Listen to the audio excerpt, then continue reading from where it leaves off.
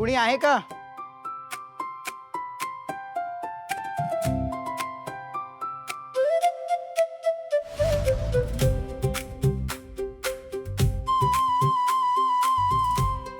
अरे वा, चांगलंय.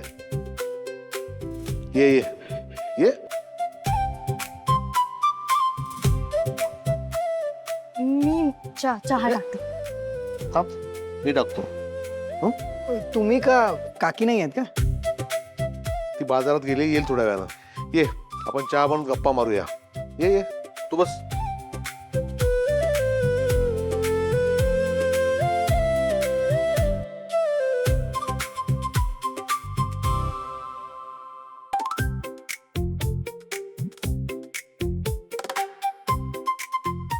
काय करतोस? मी गिटार मस्त वाजवतो.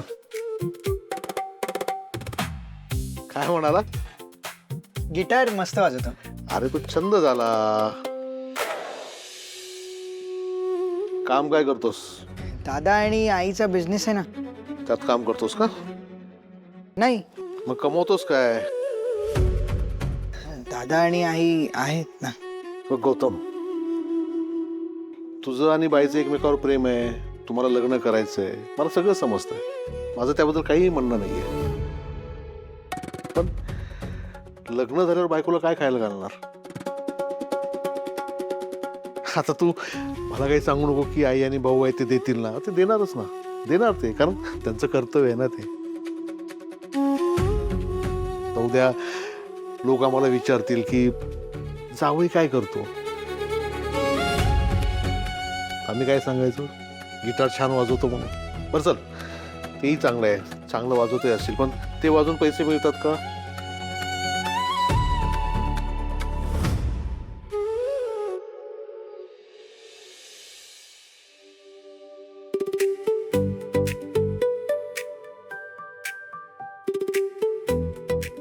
पप्पा, कुकीज घ्या ना. बाय. अगं ते हे घ्यायला पैसे कोणी दिले? म्हणजे कुणीतरी दिले असतील ना. पॉकेट मनी आहे ना. पॉकेट मनी. गौतम, आता मी स्पष्टच बोलतो. म्हणजे तू माझ्या मुलीचा हात मागतोयस, मान्य आहे मला. पण तुमचं घराणं मोठं आहे, घरातली माणसं मोठी आहेत. पण समजा देव करो असं नको व्हायला, पण उद्या काही झालंच, तशी वेळ आली, तसं वेळ येणार नाही पण आलीच, समजा काही वाईट झालं तर तुझ्याकडे तुझं असं काय आहे ज्याच्या जोरावर तू माझ्या पोरीची जबाबदारी घेशील? असं दुसऱ्यांच्या पॉकेट मनीवर तू संसार करणार आहेस का?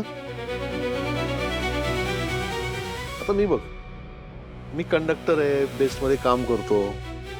माझी बायको पमा, स्वतःचा केटरिंगचा व्यवसाय आहे तिचा. आम्ही दोघं मिळून घर चालवतो. आणि आमची बाय, ती सुद्धा काम करते. अरे फार पैसे मिळत नाहीत त्याने, पण जे काही मिळतात ना, त्यामुळे आम्ही आमच्या गरजा भागवू शकतो. पण गौतम, तू तुझ्या गरजा भागवायला तुझ्या आई आणि भावावर डिपेंड आहेस. मग माझ्या पोरीने तेच करावं अशी तुझी इच्छा आहे?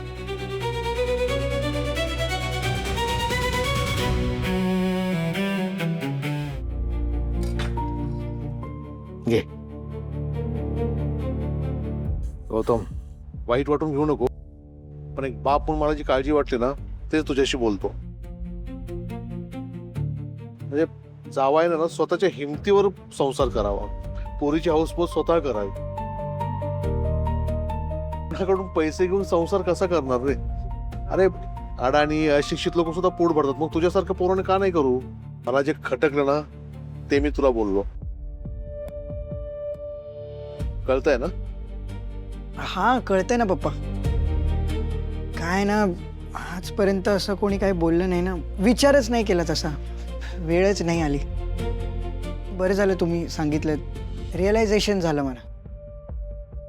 गौतम, आईबापना काळजावर दगड ठेवून पोटचा गोळा एका अनोळखी पोराच्या हातामध्ये तिचा हात देतात, ह्या विश्वासाने की तिला तिच्या आयुष्यात कधीही कसलंही दुःख झेलायला लागू नये.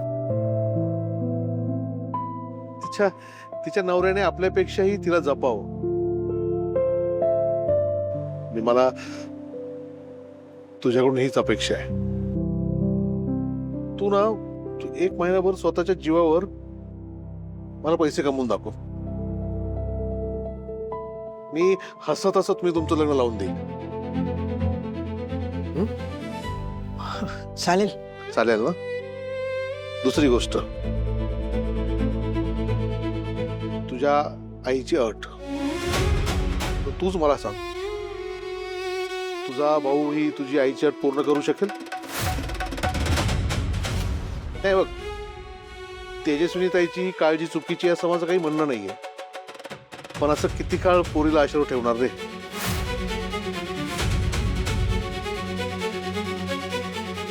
लोक परत बोलायला तयार आहेतच, आधीच एक लग्न मोडलं म्हणून. आता या सगळ्या गोष्टी सिरियसली घ्यायला पाहिजेत. माझं तर असं म्हणणं आहे, तू तुझ्या आईला सांग ही अट मागे घ्यायला. नाही, तू तुझ्या भावाला लग्नाला तयार कर, पण जरा घाई कर. आणि हो,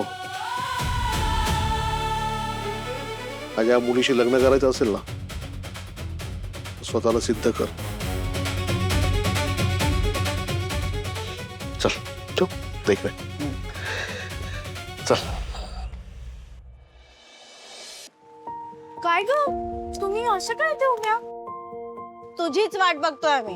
अगं, तू नसताना कसं जाणार आहे वरती? आमची तर नाहीये बाबा हिम्मत. तू चल ना, हमारे लीडर बनके.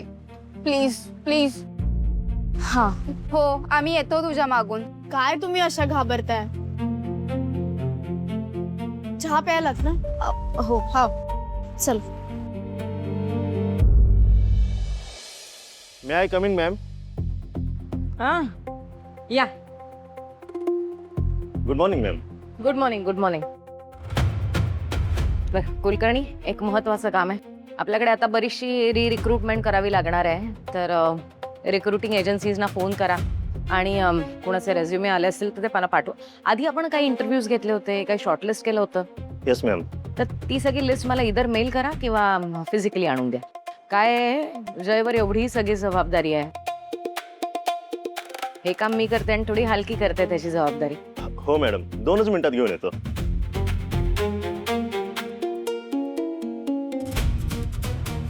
चाल, हे बरं झालं. शर्वरी परब गेली, सुंठे वाचून खोकला गेला, तर शर्वरी परबचा दी एंड झाला.